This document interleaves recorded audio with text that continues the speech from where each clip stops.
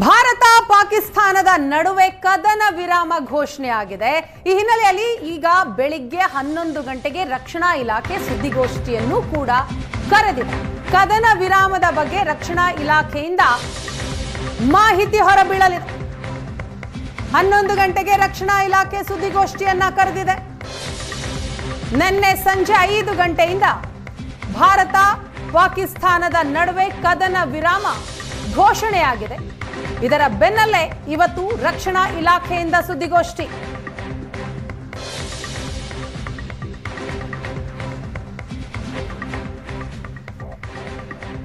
Ravi Joshi sir, ನಾವು ಮಾತನಾಡ್ತಾ ಇದ್ವಿ ಸೀಸ್ ಫೈರ್ ಇಂದ ಭಾರತಕ್ಕೆ ಸಿಕ್ಕಿದ್ದೇನು ಅಂತ. ಯಾಕಂತಂದ್ರೆ ಬಹಳಷ್ಟು ಜನ ಹೇಳ್ತಾ ಇರುವಂಥದ್ದು ಒಂದು ಗೋಲ್ಡನ್ ಅಪಾರ್ಚುನಿಟಿಯನ್ನ ಭಾರತ ಏನಾದರೂ ಮಿಸ್ ಮಾಡ್ಕೊಳ್ತಾ 1971ರಲ್ಲಿ ಏನಾಯ್ತೋ ಅಂಥದ್ದೇ ಒಂದು ಬೆಳವಣಿಗೆ ಈಗ ಏನು ಭಾರತ ಪಾಕಿಸ್ತಾನದ ನಡುವೆ ಅಘೋಷಿತ ಯುದ್ಧ ಆಗ್ತಾ ಇತ್ತು. ಸೊ ಅಂತಹ ಒಂದು ಬೆಳವಣಿಗೆ ಈಗಲೂ ಆಗಬಹುದಾ ಅಂತ, ಪಾಕಿಸ್ತಾನವನ್ನ ಡಿವೈಡ್ ಮಾಡಿಬಿಡಬಹುದಾ ಅಂತ ಚಾನ್ಸ್ ಇತ್ತಲ್ವಾ ಭಾರತದ ಬಳಿ? ಅಲ್ಲ, ನಿಮ್ಮ ಪ್ರಶ್ನೆಯಲ್ಲಿ ಒಂದು ಮೂಲಭೂತವಾದ ಒಂದು ಅಂಡರ್ಲೈಯಿಂಗ್ ಅಸಂಪ್ಷನ್ ಇದೆ. ಅದೇನಂದ್ರೆ, ನಾವು ನಮ್ಮ ಈಗ ಅಬ್ಜೆಕ್ಟಿವ್ಸ್ ಏನು, ಫಸ್ಟ್ ಆಫ್ ಆಲ್ ಇದು ವಾರ್ ಅಲ್ಲ, ನಾವು ವಾರ್ ಡಿಕ್ಲೇರ್ ಮಾಡಿಲ್ಲ. Okay, it was an operation conducted by our air force and missile power to neutralise the terrorist camps in Pakistan. ಇದು ಯಾತಕ್ಕೆ ಹೀಗೆ ಮಾಡಿದ್ವಿ ಅಂದರೆ, ನಮ್ಮ ಮಿಷನ್ ಆಬ್ಜೆಕ್ಟಿವ್ಸು ಪ್ರಧಾನಮಂತ್ರಿ ಮೋದಿಯವರು ಕ್ಲಿಯರ್ ಆಗಿ ಡಿಫೈನ್ ಮಾಡಿದರು. ಆ ಮಿಷನ್ ಆಬ್ಜೆಕ್ಟಿವ್ಸ್ ಏನಪ್ಪ ಅಂದರೆ, we will track and hunt down the terrorists who are responsible for the Pahalgam attack and their supporters in Pakistan and destroy them. Ishtu mission objectives ittu ee special operation nalli.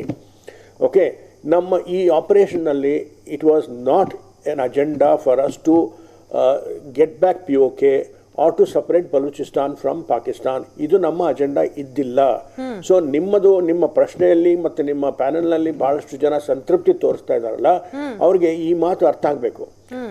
ಇದು ಬಹಳ limited objective special operation ಮಾತ್ರ ಇದು. So ಇದರಲ್ಲಿ ನಾವು substantial ಮೆಷರ್ನಲ್ಲಿ ನಮ್ಮ objectives meet ಆಗಿದ್ದೀವಿ ಅಂತ ನಮ್ಗೆ ಅರ್ಥ ಬಂದ. ಹೌದಮ್ಮ, ಹೌದು, ಕರೆಕ್ಟ್. ನೀವು ನಿಮ್ಮ ಎಕ್ಸ್ಪೆಕ್ಟೇಷನ್ ಬಹಳ ಜಾಸ್ತಿ ಮಾಡಿಬಿಟ್ಟಿದ್ದೀರಿ. ಅದಕ್ಕೆ ನಮ್ಮ ಈ ಮೀಡಿಯಾ ಮಾಧ್ಯಮನೇ ರೆಸ್ಪಾನ್ಸಿಬಲ್. ನೀವೆಲ್ಲ ಈಗ ನಾವು ಕರಾಚಿ ಬಾಂಬ್ ಮಾಡಿದೀವಿ, ಲಾಹೋರ್ ಬಾಂಬ್ ಮಾಡಿದೀವಿ ಅಂತೆಲ್ಲ ಸುದ್ದಿ ಪೋಷಿತ ರಾಷ್ಟ್ರ ಪಾಕಿಸ್ತಾನ ಅನ್ನೋದು ಎಲ್ರಿಗೂ ಕೂಡ ಗೊತ್ತು. ಸೊ ಪಾಕಿಸ್ತಾನಕ್ಕೆ ಇಂತಹ ಟೈಮ್ನಲ್ಲಿ ಒಂದು ಸರಿಯಾದ ಪೆಟ್ಟು ಕೊಟ್ವಿ ಅಂತ ಅನ್ಸುತ್ತಾ? ಅದು ಕೊಟ್ಟಿದ್ದೀವಿ ನಾವು. ಖಂಡಿತವಾಗಿ ನಾವು ಪಾಕಿಸ್ತಾನಕ್ಕೆ ಒಳ್ಳೆ ಲೆಸನ್ ಟೀಚ್ ಮಾಡಿದ್ದೀವಿ. ಅದರ ಲೆಸನ್ ಏನು, ನೀವು ಯಾವಾಗ ಟೆರರ್ ಅಟ್ಯಾಕ್ ನಮ್ಮ ದೇಶದಲ್ಲಿ ಮಾಡ್ತೀರೋ ನಾವು ಇಮಿಡಿಯೇಟ್ ಆಗಿ ರೆಸ್ಪಾಂಡ್ ಮಾಡ್ತೀವಿ, ನಾವು ರಿಟಾಲಿಯೇಟ್ ಮಾಡ್ತೀವಿ. ನಾವು ಎಲ್ಲಿ ರಿಟಾಲಿಯೇಟ್ ಮಾಡ್ತೀವಿ ಅದು ನಾವು ಚೂಸ್ ಮಾಡ್ತೀವಿ. We will retaliate at a place and time of our choice ಅಂತ ನಾವು ಹೇಳಿದ್ದೀವಿ. ಇದರಿಂದ ಪಾಕಿಸ್ತಾನಕ್ಕೆ ಒಂದು ಖಂಡಿತವಾಗಿ ಭಯ ಉತ್ಪಾದನೆ ಆಗಿದೆ, ಪಾಕಿಸ್ತಾನ ಆರ್ಮಿಗೂ ಪಾಕಿಸ್ತಾನ ಸಿವಿಲ್ ಲೀಡರ್ಶಿಪ್ಗೂ. ಓಕೆ, ಈಗ ಪಾಕಿಸ್ತಾನದ ಪರಿಸ್ಥಿತಿ ಎಷ್ಟು ಅಧೋಗತಿಗೆ ಬಂದಿದೆ ಅಂದರೆ, ಅವರ ಆರ್ಥಿಕ ಪರಿಸ್ಥಿತಿ ನೋಡಿ. ನಿನ್ನೆ IMFನವರು $1.4 ಬಿಲಿಯನ್ ರಿಲೀಸ್ ಮಾಡಿದ್ರು ಅವರಿಗೆ. ಅವ್ರ ಅಪ್ಲಿಕೇಶನ್ ವಾಸ್ ಫಾರ್ $2.2 ಬಿಲಿಯನ್. ಅದನ್ನು ಕೊಡಲಿಲ್ಲ ಅವರು. ಈ $1 ಬಿಲಿಯನ್ ಕೊಡುವಾಗ ಕೂಡ ಅವರಿಗೆ ಮೇಲೆ ಸಾಕಷ್ಟು ಕಂಡೀಷನ್ ಇಟ್ಟಿರ್ತಾರೆ. ನೀವು ಟೆರರ್ ಇನ್ಫ್ರಾಸ್ಟ್ರಕ್ಚರ್ನ ಕಂಟ್ರೋಲ್ ಮಾಡಬೇಕು, you should regulate your armies irresponsible behaviour, ಇದೆಲ್ಲ ಅವರಿಗೆ ಕಂಡೀಷನ್ಸ್ ಕೊಟ್ಟಿದ್ದಾರೆ ಅವರು. ಇದನ್ನು IMFನವರು ಕೊಡಲಿಲ್ಲದ್ರು ಕೂಡ Marco Rubio, secretary of state, ಅವರು ಕೊಟ್ಟಿದ್ದಾರೆ ಈ ಮಾತನ್ನು.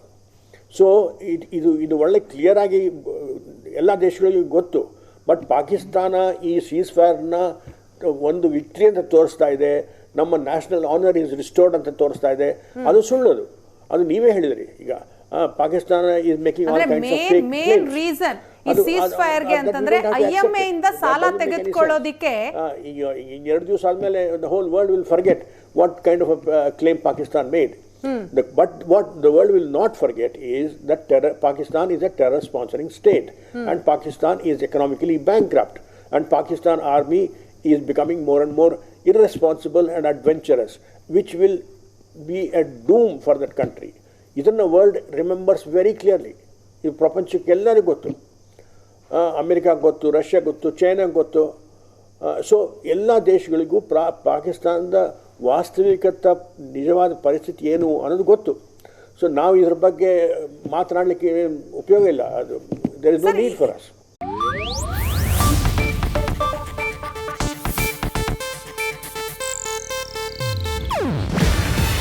ಇದು ಏಷ್ಯಾನೆಟ್ ನ್ಯೂಸ್ ನೆಟ್ವರ್ಕ್ ಪ್ರಸ್ತುತಿ. ನೀವು ನೋಡ್ತಿದ್ದೀರಾ ಏಷ್ಯಾನೆಟ್ ಸುವರ್ಣ ನ್ಯೂಸ್.